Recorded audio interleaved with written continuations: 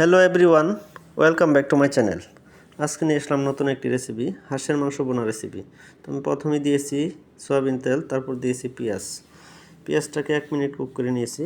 তারপর দিলাম আমি 1 চামচ জিরা, 1 চামচ ধনিয়া, 2 চামচ মরিচ এবং 1 চামচ হলুদ। দিয়ে দিলাম স্বাদ মতো আদা বাটা, লবণ স্বাদ মতো, গরম মশলা। এটাকে আমি 2 মিনিট কুক করে নেব। দেখেন 2 মিনিট কুক করে নিয়েছি। এরপর হাঁসের মাংসগুলো আমি দিয়ে দিলাম। হাঁসের মাংসগুলো সুন্দর করে কেটে পানি ঝরিয়ে নিয়েছি। অবশ্যই হাঁসের মাংসটা ভালো করে বাছতে হবে, যেন কোনো প্রকারের পশম না থাকে। দেখেন আমি কিন্তু এটা অলরেডি 20 মিনিট যাবত কুক করতেছি। মাংসর চেহারাটা দেখেন কতটা ইয়ামি হইতেছে। আমি কিন্তু হলুদ একবারে কম দিছি, যেন মাংসর কালারটা সুন্দর থাকে। আমি প্রথম ধাপ কষানো শেষ। আমি দিয়ে দিলাম হালকা একটু পানি দিয়ে একটু কষাই নিয়েছি। দিয়ে দিলাম কিছু রসুন সেলাই নিয়েছি, এটাকে দিয়ে দিলাম। রান্না কিন্তু প্রায় শেষ পর্যায়ে। এই পর্যায়ে কিন্তু আমি 10 মিনিট আগে রসুন দিয়েছি।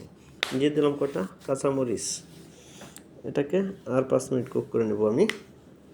দেখেন কতটা ইয়ামি হয়েছে আমি দেখাইতেছি আপনাদেরকে।